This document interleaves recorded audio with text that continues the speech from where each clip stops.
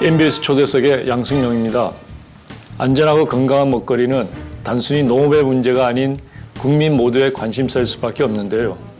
그래서 국제사회도 농산물의 생산에서 폐기까지 먹거리 시스템에 대한 통합정책, 즉 푸드 플랜을 마련하고 이를 적극 추진하고 있습니다.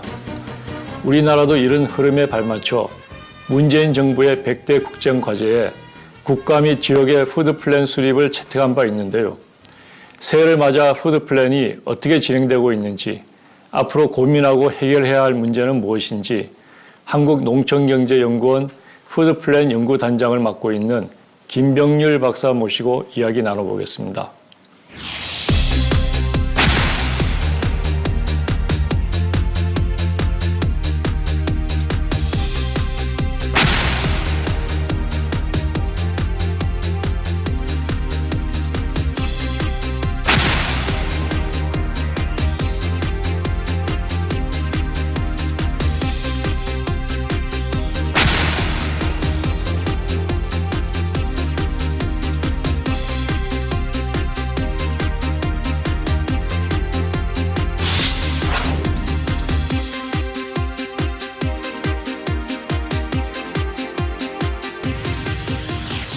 예, 김 박사님 안녕하세요. 나와주셔서 감사합니다. 네, 초대해 주셔서 고맙습니다.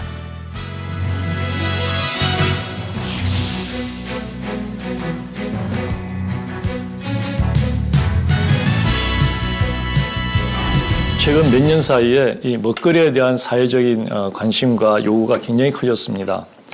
또 이 먹거리 문제가 단순히 농산물과 식품의 수요와 공급 차원을 넘어서 우리 인간의 기본적인 권리로서 논의가 확장이 되는 등 이 먹거리의 의미가 크게 변화하고 있는데요.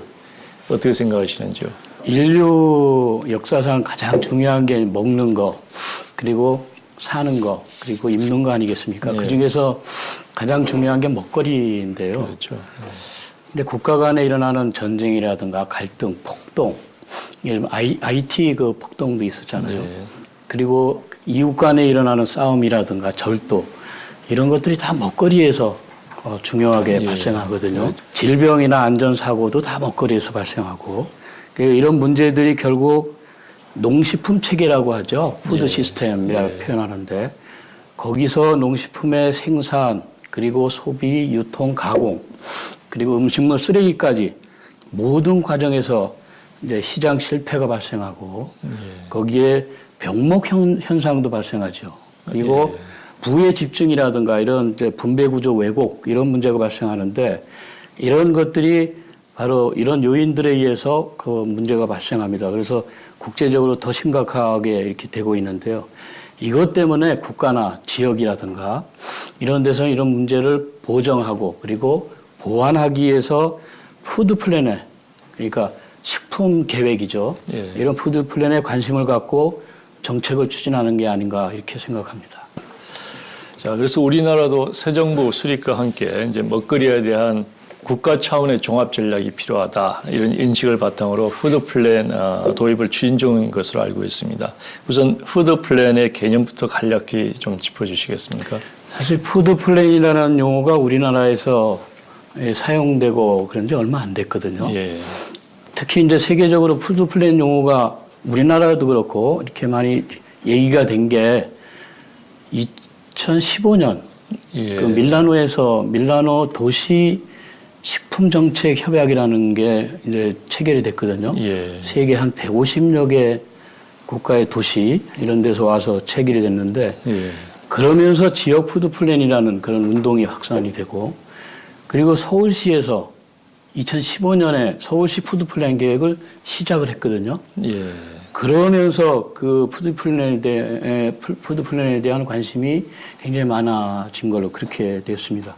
그러니까 최근에는 이 용어가 좀 이상하니까 외국어고, 정부에서도 푸드 플랜이라는 것보다는 먹거리 종합 계획, 요 용어로 정부에서도 쓰기 시작을 했습니다.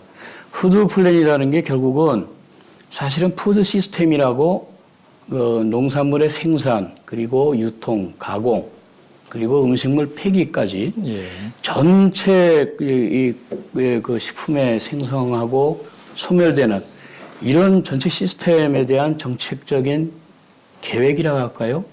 정책이라고 할까요? 그렇게 보면 될 것 같습니다. 예. 자, 처음에 밀라노에서 그 지역 단위 도시 차원에서의 이제 식품 정책이 시작을 했는데, 그렇다면 지역 단위를 넘어서서 국가 차원에서 푸드 플랜이 도입이 된다. 그 핵심은 무엇일까요? 그 밀라노에서 얘기한 건 그 대도시들, 전 세계 대도시들이 주로 소비자들이 많이 사니까요. 대도시들이 그 자기 소비자들, 시민들을 위한 그 안정적인 뭐 그 식품 공급이라든가 이런 목적으로 시작을 했거든요. 예. 그런데 국가로 볼 때는 또 사실 국가 전체로 볼 때는 식량 안보라는 개념도 있고, 그리고 지역이라는 건 지역 단위의 뭐 특수한 그런 게 있는데, 국가는 그 전체에서 예를 들면 농산물의 공급이라든가 식품의 안전 문제라든가 그걸 국가 차원에서 좀 계획적으로 접근하자. 그러면서 그 국가 푸드 플랜이라는 개념이 들어온 것 같습니다. 그게 그러니까 지역은 지역 나름대로의 특성이 있지만 국가는 국가 전체의 어떤 계획이라 할까 그런 차원에서 들어간 것 같고요. 그래서 거기에는 식량 안보라든가 그리고 식품 안전 문제 그리고 식품 영양 문제라든가 그리고 농식품 산업의 지속 가능성 이런 것들이 큰 과제거든요. 이런 것들이 포함된 게 국가 푸드 플랜이 아니겠는가. 반면 이제 지역 푸드 플랜이라는 거는 어찌 보면 국가 푸드 플랜을 지역으로 끌어내려서 그 지역의 특수한 사정이라든가 지역의 문제 그런 거에 초점을 맞춰서 지역적인 어떤 그 식품 그 계획이랄까 그걸 하는 게 지역 푸드 플랜이 아니겠는가. 거기 약간의 차이가 있지 않는가 그렇게 생각이 듭니다. 어떤 나라들이 어떤 상황에서 국가 푸드 플랜을 도입하고 시행하는지 또 후발주자로서 우리가 벤치마킹을 해야 될 곳이 있는지 좀 소개를 부탁드리겠습니다. 이거 외국에서 이제 국가 단위의 그 푸드 플랜, 식품 정책이죠. 이걸 논의하고 수립하게 된 게 사실은 1975년 1차 그 곡물 파동이 있었잖아요. 그리고 2007년, 2008년에 또 2차 곡물 파동이 있었습니다. 그러면서 IT에서 빵 때문에 뭐 폭동이 일어나고 뭐 그러면서 세계적인 식량 파동이 있으면서 식량 안보, 식품 안보 그런 게 상당히 그 부각이 됐습니다. 그러면서 1975년에 노르웨이에서 처음으로 세계에서 처음으로 국가식품 그 푸드 플랜을 수립해서 실행을 하게 된 거죠. 1999년에 또 브라질에서 그러니까 브라질이라는 나라 이제 있잖아요. 이러면 영양 불안정, 뭐 기아 문제라든가 그런 문제들이 많았는데 그런 문제, 그러니까 국민들의 영양 불안정 문제, 식품 문제, 요 해결을 위해서 또 국가 푸드 플랜을 세웠습니다. 그 후에 2010년 이후에 본격적으로 유럽이나 호주, 뭐 캐나다나 이런 데서 국가 푸드 플랜이라는 걸 많이 이렇게 세웠는데, 예를 들면 영국에서 2010년에 그리고 프랑스에서도 2010년 1차, 2014년에 2차, 그리고 호주에서 2013년, 그리고 미국에서도 이 논의가 시작한 걸로 그렇게 알고 있습니다. 그 외국에서는 사실 푸드 플랜이라는 그 표현, 그 용어를 그렇게 많이 쓰지는 않았어요. 뭐 일부 국가에서 좀 쓰긴 했는데, 예를 들면 식품 정책이라든가 푸드 팔리시라죠. 그리고 식품 전략, 그리고 식품 시스템, 이런 용어들을 많이 쓰고, 푸드 플랜이라는 용어는 아마 몇 나라? 한 두세 나라 정도에서 쓰진 않았나, 국가 푸드 플랜에서. 그렇게 알고 있습니다. 자, 아무튼 용어는 이제 조금씩 차이가 나지만 여러 나라에서 이제 푸드 플랜을 수립하고 실행해 나가고 있다, 이런 말씀이신데요. 근데 국가별로는 뭐 내용이나 그 목적 이런 것이 조금씩 차이가 있을 거고요. 소개를 해주신 여러 나라들 중에서 이제 푸드 플랜을 모범적인 사례를 꼽을 수 있다면 어느 나라를 꼽겠습니까? 대표적인 그 국가가 사실 프랑스 같아요. 프랑스는 2010년에 1차 푸드 플랜을 했고, 그걸 또 보완해서 2014년이죠. 한 3년 후에 2차 푸드 플랜 계획을 했습니다. 그러니까 그 푸드 플랜 프랑스의 푸드 플랜이 어찌 보면 좀 어떻게 보면 표준적인 국가 푸드 플랜이 아닌가 그렇게 생각이 되거든요. 그러니까 그 프랑스에서는 우리가 벤치마킹을 할 수 있는 대상이. 저는 그렇게 좀 생각이 되는데요. 그 국가 푸드 플랜을 이제 프랑스에서 수립을 하는데 사실 2000년대에 유럽 전역에 광우병이 불어닥쳤잖아요. 그러면서 이슈가 막 되면서 2003년에 프랑스에서 국가식품위원회를 설립하면서 이슈를 논의하기 시작했어요, 그때. 그러면서 2010년까지 간 거죠. 그러면서 2010년에 결국은 제1차 국가식품 프로그램이라는 걸 국가식품 프로그램, 그렇게 이름을, 그러니까 PNA라 그래가지고, 그걸 수립을 했습니다. 그러니까 법적인 것도 이렇게 하고. 그리고 2014년 12월에는 1차를 보완해서 2차 PNA를, 그러니까 2차 국가식품 프로그램을 수립해서 발표를 했습니다. 그러니까 거기에는 프랑스 같은 경우는 4개 축이 있는데요. 그전에는 6개 축을 했었는데 4개 축인데 하나는 국민한테, 그러니까 사회정의 차원에서 국민한테 먹거리 접근성을 용이하게 해주자. 그게 하나의 축이고, 두 번째가 청소년들이 중요하잖아요. 미래 먹거리 세대니까. 청소년들 식생활 교육이라는 게 두 번째 축이고요. 세 번째가 음식물 낭비에 대응하자라는 게 세 번째 축이고, 그리고 마지막 네 번째가 먹거리의 지역성을 강화하자. 그러니까 지역 푸드 플랜까지도 거기 안에 포함이 된 거죠. 그러니까 취약계층, 청소년, 지역, 요 이제 식품 정책을 강조한 게 프랑스가 된 겁니다. 그러면서 그 실행하는 과정도 굉장히 중요한데, 농식품부에서 주무부처가 됩니다. 그리고 식품과 관련된 그 14개 부처가 있습니다. 중앙부처들, 보건, 소비자, 교육, 뭐 환경이라든가, 거기에 그 연계를 하게 됩니다. 그러면서 국가식품위원회를 만드는데 민간도 참여하고, 독립기구죠. 그때 55명이 참여하고, 그러면서 그 이제 단계별로 국가 뭐 운영 및 모니터링 위원회도 만들고, 부처 간 집행위원회도 만들고, 그리고 부처별 워킹 그룹도 만들고. 그러니까 그 집행 과정에서 굉장히 치밀하게 상당히 준비를 했고요. 그리고 지역 푸드 플랜이라는 것이 있습니다. 프랑스에서. 그러니까 프랑스의 지역은 레지옹이라 해서 우리나라 광역시도 프랑스에서 18개가 있는데 그 레지옹 단위가 광역 지역이거든요. 그 밑에 물론 코민이 있는데 프랑스에서는 지역 푸드 플랜을 레지옹, 그러니까 광역 단위 지역 푸드 플랜을 또 하는 거죠. 그러면서 국가 푸드 플랜하고 연계 추진하는 거죠. 그러니까 국가에서 계획하고 결국은 지역하고 같이 연계해서 푸드 플랜 하는. 그 밑에 단계가 로컬 푸드라는 게 있습니다. 그 작년 초에 프랑스 정부에서 공모를 한 게 있습니다. 그러니까 국가 푸드 플랜을 하는 데서 공모를 하는데 로컬 푸드 프로그램, 그러니까 푸드 플랜하고 좀 다르죠. 로컬 푸드는 이제 그 광역이 아니고 저 밑에 코민이라든가 더 밑에 뭐 그런 걸 이제 로컬 푸드라고 하잖아요. 그냥 지역 푸드. 근데 공모를 했는데 그 아이디어 공모를 한 거예요. 이 공모를 하면은 예를 들면 청소년 교육이라든가 또는 뭐 식품과 관련된 뭐 가공이라든가 그리고 취약계층 뭐 지원 문제라든가 공모를 하는데 그 금액이 우리나라 돈으로 20억 원 정도예요. 그렇게 많지도 않아요. 공모를 했는데 많이 들어왔어요. 들어왔는데 그 중에서 33개가 최종적으로 작년 초에 뽑혔는데 예를 들면 뭐 판매 안 되는 빵들을 취약계층한테 공급을 어떻게 할 것인가. 그리고 채소밭을 조성해서 좀 어려운 시민들을 접근하게 해서 뭐 한다든가 또 급식, 또 채소 가공 공장, 그리고 등회품 있잖아요. 등회품 뭐 과일 채소라든가 이런 걸 어떻게 공급한다든가 그런 것들의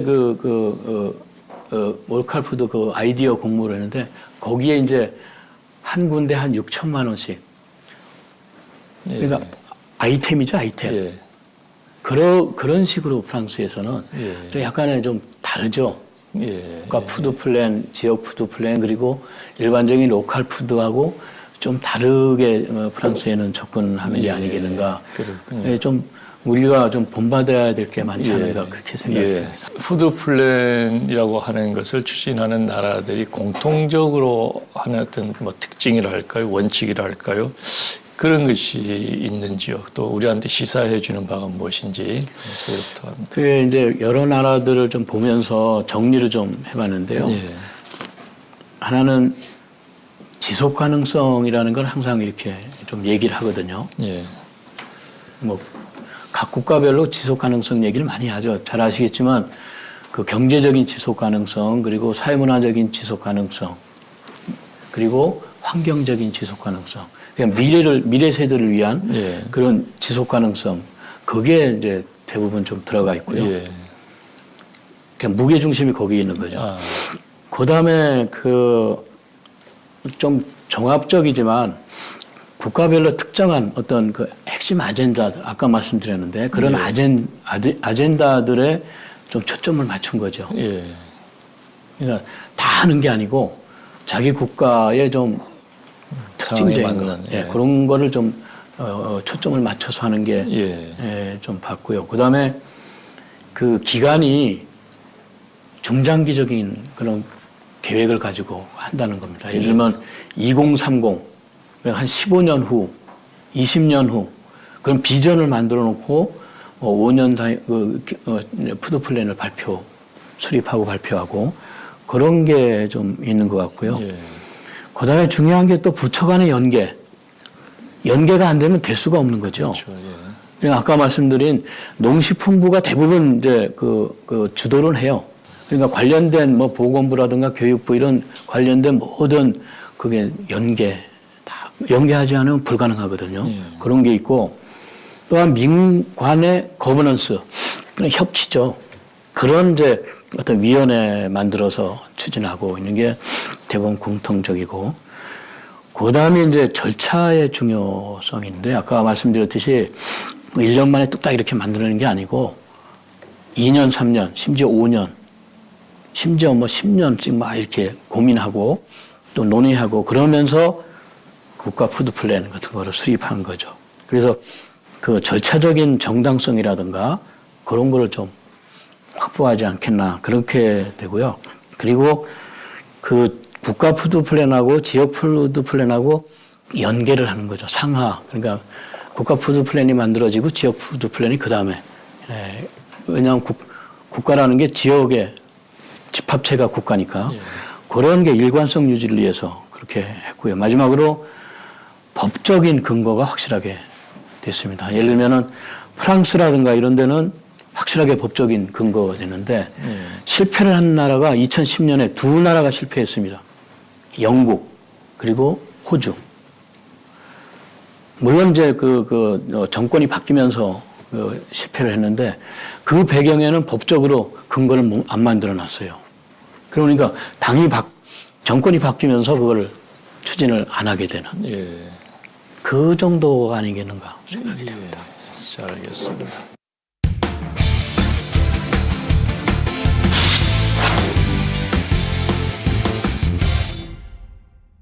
자, 그러면 우리의 푸드 시스템 또 그것을 관리하기 위한 푸드 플랜 얘기를 좀 들어보고 싶은데 네, 예.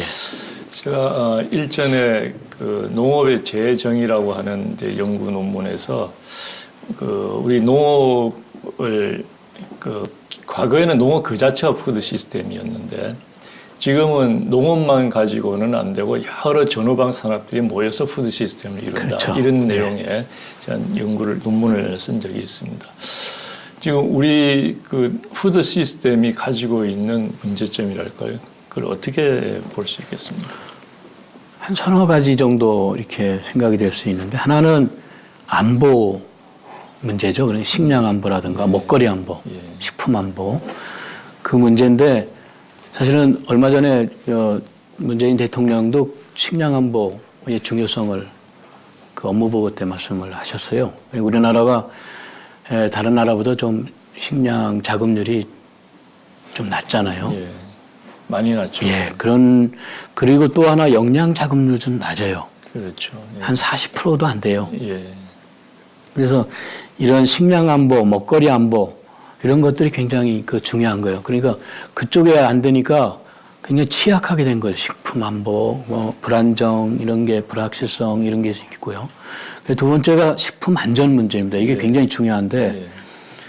아시죠? 그 불량 만두소 문제 2004년에 있었는데 쓰레기 만두 그러니까 중국산 쓰레기 만두소가 들어와서 문제가 된 게 있고 그다음에 멜라민 그게 또 중국인데요. 중국 멜라민 분유 멜라민을 거기다가 타가지고 그래가지고 어린이들이 많이 죽고 막 그런 문제 있고 아시겠지만 우리나라 살충제 계란 파동도 있었잖아요. 그런 문제가 있고 또 작년에 햄버거병이라고 아시죠? 햄버거병.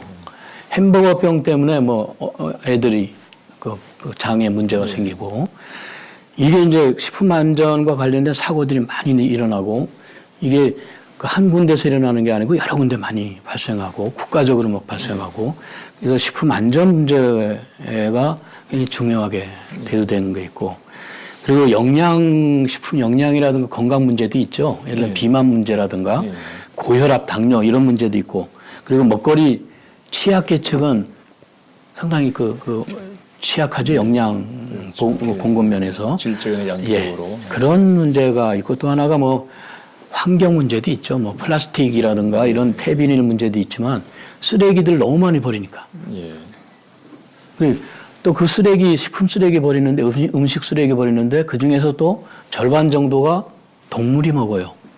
예. 그것도 안전해야 되죠. 그죠? 그렇죠. 예. 그런 것들이 우리나라에서도 물론 세계적으로도 그런데 이런 것들이 좀 복합적으로 식품 문제, 시스템의 문제가 아니겠는가. 예, 그렇군요.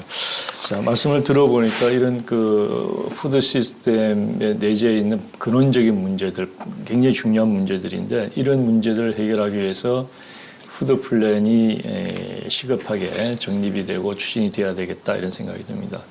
그런데 이제 최근까지 이렇게 상황을 보면은 아직은 구체적인 실천 단계보다는 여전히 개념화에 대한 논의 이런 것이 주를 이루고 있는데 현재 어느 정도 수준까지 논의가 진행되고 있습니까?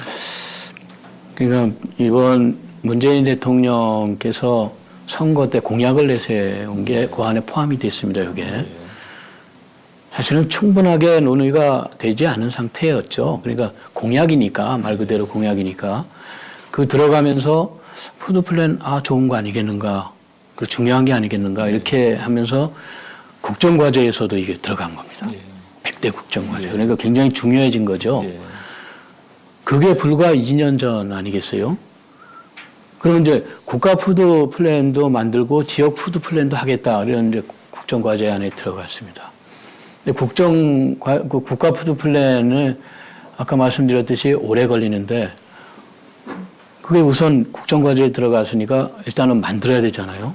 그래 한국농촌경제연구원에서 작년에 일단 기본 계획에 대한 연구를 했습니다. 그게 이제 지금 국가 푸드 플랜 하는데 이제 기본이 좀 되겠죠. 앞으로 좀 더 논의가 돼야 되고 그런 게 있는데 그러면서 이제 국가 푸드 플랜에서는 정부에서도 우선은 뭘 해야 되니까 농식품부에서 핵심 아젠다를 몇 개 추렸습니다. 그러니까 예를 들면 지속 가능한 먹거리라든가 그리고 건강한 먹거리라든가 또 누구나 누리는 먹거리라든가 그리고 생태 친화적인 먹거리, 더불어 사는 먹거리 이런 핵심 아젠다를 만들었어요. 그러면서 12개 세부 과제도 또 만들었습니다. 그러니까 충분한 연구는 안 됐지만 그러니까 농식품부에서도 이런 걸 추진을 해야 되니까 그렇게 만들어갖고 그거 이제 법적인 또 뭔가 지원이 돼야 되잖아요. 근거가 돼야 되니까 얼마 전에 작년이죠. 의원 입법이 됐는데 농업농촌식품산업기본법 있잖아요. 그 근거가 돼야 되니까 그 개정안을 작년에 의원 입법을 올린 게 있습니다. 그 정도가 지금 국가식품 시스템 이 지금 추진되어 있는 거고요. 그리고 지역 푸드 시스템은 사실은 작년에 국가도 하고 지역도 마음이 좀 급하죠, 사실은. 그래서 지역 푸드 플랜 작년에 9개 지자체를 선정해서 그걸 빨리 시작해라. 그러면서 그 거버넌스도 만들고 그러니까 일종의 용역 사업을 한 거예요. 예. 지금까지 쭉 하고 있습니다. 그 정도. 그러면서 그 국정과제 안에는 2022년까지는 100개, 전국에 100개 지자체. 예. 그리고 2025년에는 모든 지자체. 지자체가 시군구까지 합치면 한 260개, 70개 되거든요. 다 하겠다. 그렇게 일단은 넣었거든요. 그래서 물론 그게 실현 가능성은 좀 더 고민을 많이 해봐야 되는 지금 그 정도 상태에 있습니다. 그렇군요. 예. 그 국가 단위의 푸드 플랜하고 지역 단위의 푸드 플랜이 그 어떻게 차이가 나는 것인지, 그리고 두 개념 간의 일관성이나 또는 조화, 뭐 상충 관계, 그 예산이라든지 뭐 세부 내용에 있어서 그런 문제는 혹시 없을까요? 그게 이제 동시에 국가 푸드 플랜, 지역 푸드 플랜을 하자라고 국정과제로 돼 있기 때문에 우리나라에서는 두 개 따로따로 지금 조금 시작을 한 게 좀 다소의 좀 문제는 있는데, 그러니까 국가 푸드 플랜은 결국 국가 단위의 굉장히 큰 그 계획이죠. 식품 계획이니까 이거는 범부처적인 거고, 그리고 모든 국민들이 또 다 대상이 뭐 관심을 가져야 되고 알아야 되고 대상이 돼야 되고 또 세금도 들어가야 될 테고 그런 게 이제 국가 푸드 플랜이고, 지역 푸드 플랜은 지역 단위니까 지역의 특수성도 있고 지역에 어떤 거는 잘 돼 있는데 어떤 거 좀 부족한 게 있고 막 그런 게 있잖아요. 지역마다. 그러니까 지역마다의 어떤 특수성도 있고, 그리고 국가 푸드 플랜을 하려면 지역 푸드 플랜, 지역 단위에서 또 협조를 해야 되거든요. 그렇죠. 예. 그런 게 있기 때문에 국가 푸드 플랜 차원하고 지역 푸드 플랜 차원은 상당히 크게 봐야 되겠죠. 예. 근데 그러다 보니까 지역적으로 우리나라도 지역적으로도 좀 국가 푸드 플랜하고 연계를 좀 해야 되는데 그게 지금 아직 안 돼서 우선 시작하고 있다는 게 좀 시행착오가 앞으로 좀 되지 않겠나.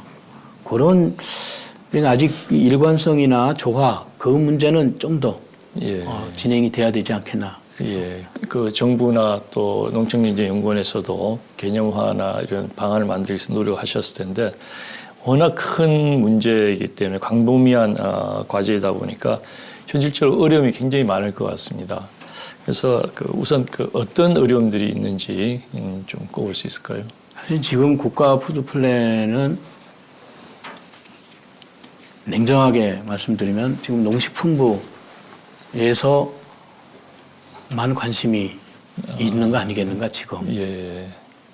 농식품부에서 국가 푸드 플랜을 하면은 사실은 그 푸드 플랜, 그러니까 그 식품의 공급이라든가 안전 이런 거 관련돼서는 또 공공급식이라든가 사실은 보건복지부, 교육부, 뭐 국방부 뭐 이런 데 다 자기들이 이미 뭘 하고 있거든요. 그렇죠. 근데 그걸 전체적으로 연계해서 총괄해서 국가 푸드 플랜을 만들겠다라고 하니까 이게 아직 공감대 형성이 좀 덜 된 거죠.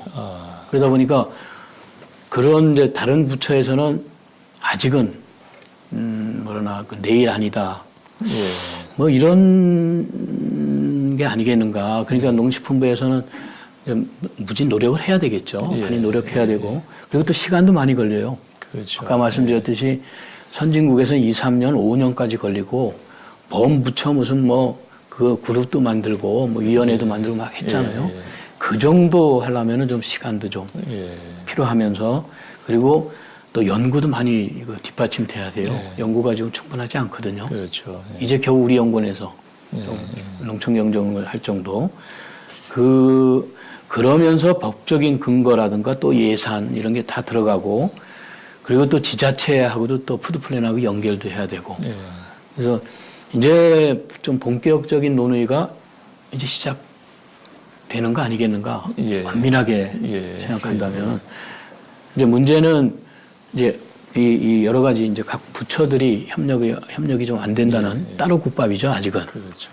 그거를 같이 모아서 같이 호흡하는 그 계획을 만드는 게 농식품부의 어떤 주도 능력이랄까 시험대가 되지 않을까 이런 생각도 좀 들고요. 그리고 기재부에서도 사실 예산 반영이 또 돼야 되거든요. 지금 당장 올해 예산이 이제 작년 말에 결정이 됐는데 그 예산을 보면은 농림부에서 지역 푸드 플랜을 이제 계획하고 추진하는데 170억이 필요하다고 올렸습니다. 이 기재부에서 그걸 반영하는데 65억만 반영을 했습니다. 그리고 국회로 올라갔어요. 근데 국회에서 또 20억을 깎았어요.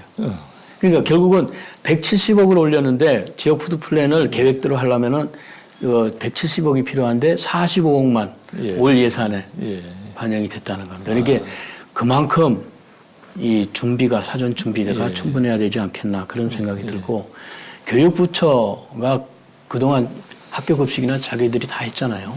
그걸 놓지 않으려고 그러죠. 그 옆에서 우리 같이 좀 고민합시다. 그러니까 일종의 이제 벽을 쌀 수도 있겠죠. 그런 게 있고 보건복지부도 마찬가지예요. 취약계층이라든가 그거 다 자기 사업 아니에요. 굳이 뭐 연결할 필요가 있느냐. 이제 그런 이제 좀 부처 간의 그런 문제도 상당히 있는 게 아닌가 그런 생각이 좀 들고 또 하나 지역 푸드 플랜도 마찬가지 아까 말씀드렸듯이 지역 푸드 플랜도 자기 좀 계획적으로 좀 해야 되거든요. 자기에 맞게. 근데 당장 로컬 푸드 또는 로컬 푸드 직매장 또는 학교 급식 그것만 하면은 뭐 푸드 플랜, 지역 푸드 플랜이 아니겠는가 그런 단순한 생각을 가진 경우도 많습니다.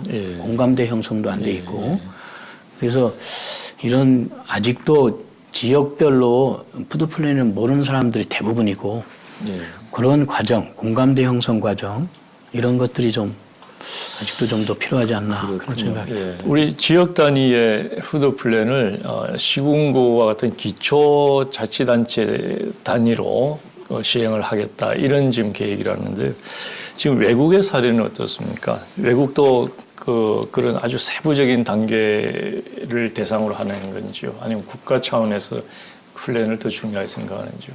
예, 지금 선진국들을 보면은 대부분 대도시 그러니까 광역도시죠. 광역도시 중심의 그 푸드 플랜, 지역 푸드 플랜을 많이 하거든요. 예를 들면은 캐나다 같은 경우도 뭐 인구 300만의 토론토 시라든가 2010년에 그거 만들었거든요. 그리고 그 밴쿠버 시도 캐나다에 있잖아요. 거기도 63만. 그 주변에 브리티시 컬럼비아 주가 또 있고요.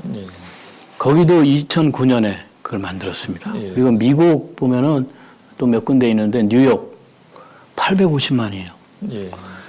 그러니까 뉴욕시에서도 그 시민들의 식품 불안정성이라든가 건강식품 공급이라든가 뭐 이런 것 때문에 식품 정책을 추진했는데 그게 이제 뉴욕시 차원에서 이렇게 했습니다. 그러니까 세계적으로 보면은 주로 이제 그 도시의 시민들한테 안정적으로 먹거리를 공급하고 또 안전한 먹거리 또 취약계층 먹거리 공급 뭐 이런 그쪽에 포인트를 맞춰서 그러기 위해서 그러면 공급은 어떻게 하느냐 그 부분은 결국은 주변에 있는 그 농촌 지역이라든가 국가 전체의 농산물 그걸 어떻게 효율적으로 공급하느냐 그게 이제 따라주는 그런 정책이 주로 되는 거죠. 근데 아주 조그만 단위 뭐 10,000명, 20,000명 그런 단위라면은 푸드 플랜이라는 용어 자체가 좀 쓰기가 그렇죠. 그냥 로컬 푸드 뭐 프로그램이라든가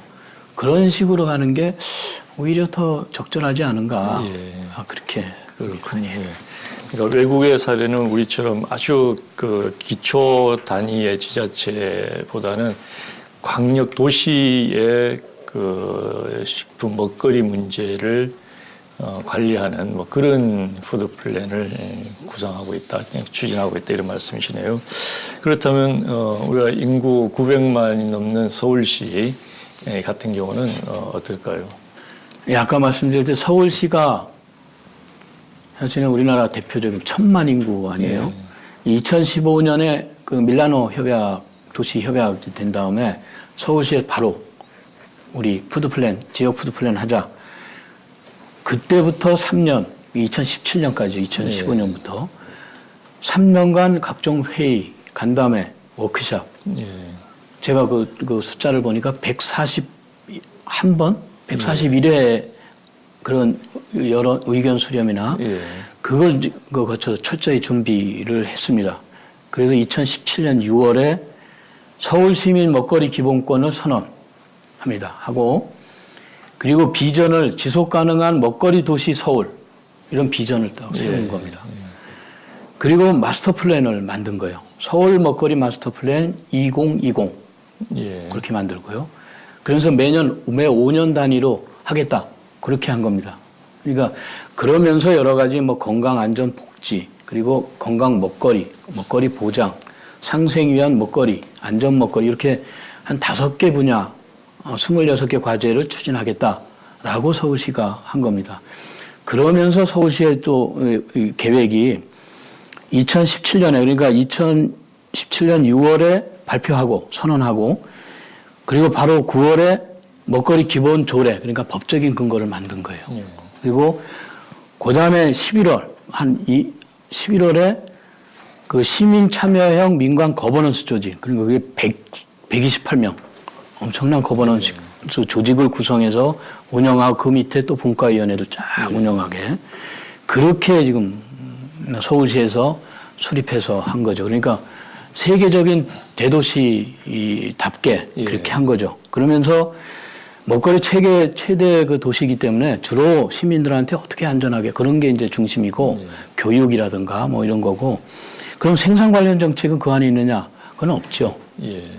그러기 위해서 지역들하고 전국에 있는 시도 있잖아요. 그 농촌 지역들하고 그 예를 들면 협약도 하고 그러면서 안전하게 우리 서울 시민들 위해서 공급하라. 그러면서 이제 조달 체계라든가 상생 그 협력이라든가 그런 걸 하면서 안정적으로 공급하자.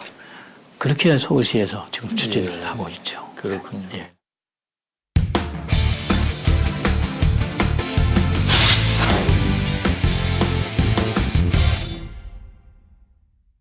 김 박사님께서는 그 광역시 단위, 광역도시 단위의 푸드 플랜이 더 중요하다 이런 말씀이시고 또 거기에 푸드를 안정적이고 안전하게 조달하기 위해서는 유통이라고 하는 것이 굉장히 중요하다 이렇게 중요하죠. 생각하시는 예, 그런 예. 이유인가요? 그렇죠. 예. 예.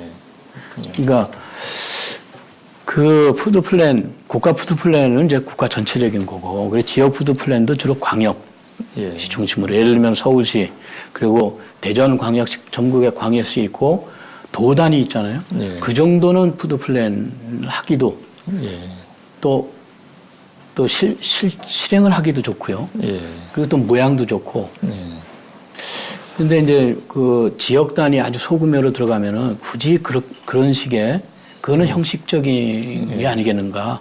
차라리 로컬 푸드 프로그램이라든가 그리고 아니면은 로컬 푸드 뭐 직매장 만들어서 우리 지역의 어려운 그러니까 영세 농민들 그리고 취미농, 노령농 뭐 이런 분들이 생산한 거 좀 우리 시민들이 팔아주자. 예. 그런 일종의 프로그램적으로 그렇게 접근해도 예. 상당히 의미가 있는 게 아니겠는가. 너무 거창하게 그렇게 굳이. 그러면 오히려 굉장히 폐쇄적인 그렇게 되지 않겠는가. 그러면서 이 농산물 유통이 굉장히 중요한 거죠. 그러면서. 그래서 광역이라든가 이런 데 보면 전국적으로 농산물을 공급해야 되니까 거기에 전국적인 유통 네트워크가 있는 도매시장 또 협동조합 지역에 다 협동조합 있잖아요. 그런 걸 통해서 공급이 돼야 되는 거고 물론 그 지역 내에서 있는 그 주변 내에 있는 그 농산물 아까 말씀드린 그 영세농이라든가 그 이런 거 상품화되지 않는 농산물들 그런 것들 중에서 뭐 유기농이라든가 친환경 농산물 이런 거는 특별히 좀 해가지고 급식에 좀 활용한다든가 그리고 로컬 푸드 뭐 직매장 한다든가 그런 건 그분들을 위해서 굉장히 중요하잖아요, 그죠? 그 소득을 좀 충당해 주니까 그런 방식으로는 또 지역의 유통, 지역 내 유통이라는 게 있고 또 광역 유통이 있고 이런 것들이 좀 더 이렇게 유기적으로 잘 활용이 돼야 되지 않는가 저는 그렇게 예. 생각하고 있습니다. 그러니까 기본적으로 지역 푸드 플랜은 광역시도 단위로 진행이 되는 것이 효율적, 바람직하고 기초지자체는 그 광역시나 도의 어떤 한 파트로서 한 단위로서 그게 포함돼서 진행되면 좋겠다 이런 그렇죠. 그러면서 지역 단위는 그냥 로컬 푸드 프로그램 정도로 하면서 그 지역에서 정말 중요한 거 그런 것들 하는 그래서 지역 순환 프로그램 뭐 시스템 뭐 이런 얘기가 있습니다. 제가 이제 요걸 하면서 또 여러 가지 뭐 문헌들도 보고 그러니까 그게 이제 로컬리제이션 뭐 이래가지고 지역화 그를 주장하는 그런 게 있습니다. 그러니까 글로벌을 싫어하는 거죠. 물론 그런 차원이라면 지역을 살린다는 의미에서 지역 경제 활성화 차원에서 하는 건 좋죠. 그러나 지역 순환이라는 게 그 한계가 있잖아요. 이런 폐쇄적인 그런 지역이라면 그 가능하죠. 그죠? 그 몇만 되지 않는 조그만 이런 데서는. 그러나 그 지역 농업이라는 게 지역 농산물 생산해서 또 수출도 하고 또 광역 도시에 팔아서 농가 소득을 올리고 그런 게 굉장히 중요하잖아요. 그 소득 면에서. 근데 그걸 폐쇄적인 순환 경제 시스템을 만든다? 그건 이제 거꾸로 가는 거죠. 오늘날 개념에서는 맞지 않은 거죠. 그렇죠. 그런 면에서 보면은 그런 면에서 예를 들면 친환경 농산물 그런 부분에서는 조금은 가능할지도 몰라도 그걸 크게 확대할 필요는 없다는 의미가 되는 거죠. 학교 급식과 같은 공공 급식 조달 또 농산물 품질 관리 등은 이제 농산물 유통에서 뒷받침해야 할 분야로 빠지는데요. 그런 측면에서도 이 푸드 플랜에서 유통의 역할이 필수적이다. 유통의 효율화와 합리화가 중요하다. 이렇게 볼 수 있겠네요. 예, 그 공공급식이 굉장히 크잖아요. 예. 학교 급식. 예. 그 과거에 뭐 이렇게 사 먹는 게 아니고 지금은 다 그렇죠. 하잖아요. 중고등학교 다 하잖아요. 그런 학교 급식, 특히 학교 급식은 또 안전한 농산물을 공급해야 되고 그리고 그 공공급식 또 다른 이제 뭐 복지원이라든가 그 있잖아요. 노인 뭐 이런 경로당 이런 또 복지 그런 기관들이 있습니다. 그럼 공공급식 전체 그게 공공급식인데 그게 점점 커지잖아요.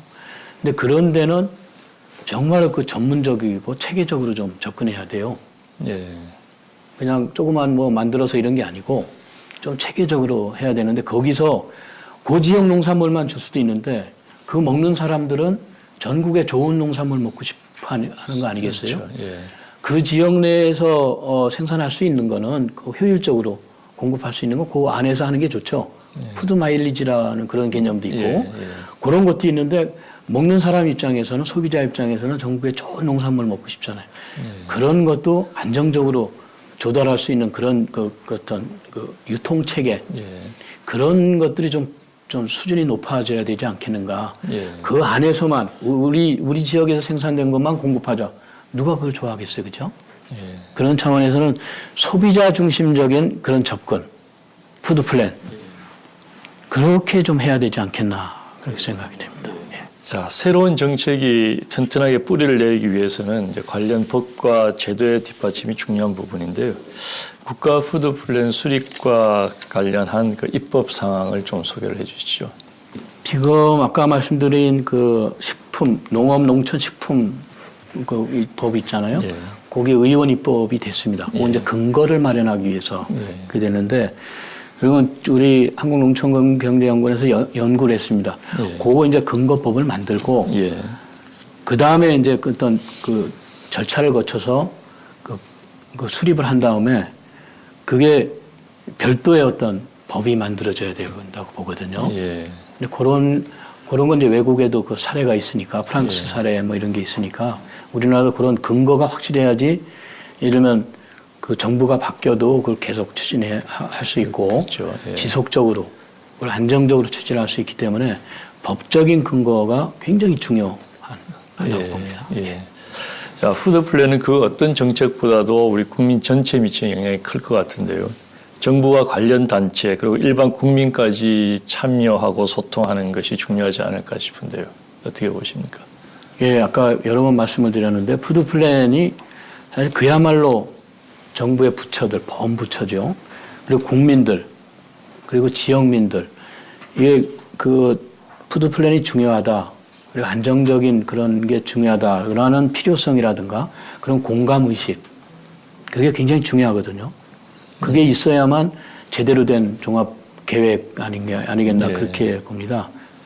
우리나라가 사실은 이 선진 경제이기 때문에 예를 들면 취약계층이라든가 그런 게 굉장히 중요해요. 예. 그런 안정적인 공급, 안전적인 그 농산물의 공급, 식품 공급이 중요하기 때문에 그런 좀 또 하나가 복지적인 어떤 그 생각, 포용적인 생각도 중요하잖아요. 예.